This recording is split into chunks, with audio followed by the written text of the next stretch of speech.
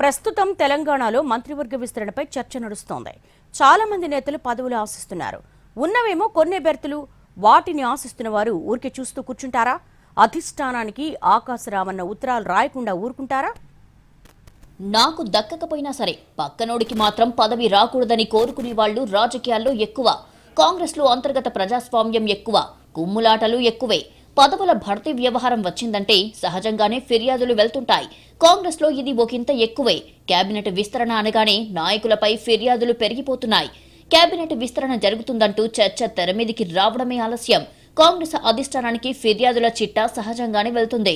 ఏడాదిన్నర తర్వాత జరుగుతున్న కేబినెట్ విస్తరణ కావడంతో ఎలాగైనా మంత్రి పదవి పట్టాలని కొంతమంది అన్ని రకాలుగా ప్రయత్నాలు చేస్తున్నారు. ఏ పార్టీలోనైనా ఇది సహజమే. కాంగ్రెస్లో మంత్రి పదవి ఆశిస్తున్న కొందరు రేసులో ముందున్న నాయకుల లోపాలను అధిష్టానం దృష్టికి తీసుకెళ్లే ప్రయత్నం చేస్తున్నారు. చాలా మంది ఫలానా వారికి మంత్రి పదవి రాకుంటే అది నాకే వస్తుంది అని లెక్కలేసుకొని అధిష్టానానికి ఫిర్యాదుల చిట్టాలు పంపుతున్నారు. త్వరలోనే కేబినెట్ విస్తరణ జరుగుతుంది అనే చర్చ పీక్స్ లో ఉంది. దీంతో ఉమ్మడి ఆదిలాబాద్ జిల్లాకు చెందిన ఒక నాయకుడిపై ఫిర్యాదుల చిట్టా రాహుల్ గాంధీకి చేరిందట. గతంలో ఆయనపై ఉన్న కేసులు, భూముల వ్యవహారంలో నమోదైన కేసులతో పాటు మర్డర్ కేసులు కూడా బుక్ అయ్యాయంటూ అధిష్టానానికి ఫిర్యాదులు వెళ్లాయట. సదరు నేత సీరియస్ గా మంత్రి పదవి కోసం పట్టుబడుతున్నారు. ఈ క్రమంలో ఆయనపై ఇలాంటి ఫిర్యాదులు అధిష్టానానికి చేరాయట. అలాగే నిజామాబాద్ జిల్లాకు చెందిన మరో నాయకుడిపై కూడా ఇలాంటి ఫిర్యాదులే హస్తినకు వెళ్లాయట.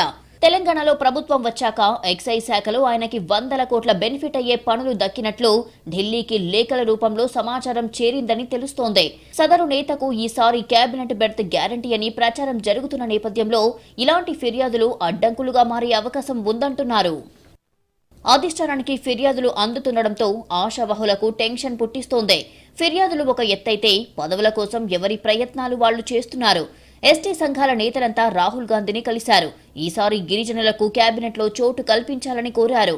రంగారెడ్డి జిల్లాకు చెందిన ఎమ్మెల్యేలు సీనియర్ నేత జానారెడ్డితో అధిష్టానానికి లేఖలు రాయించారు.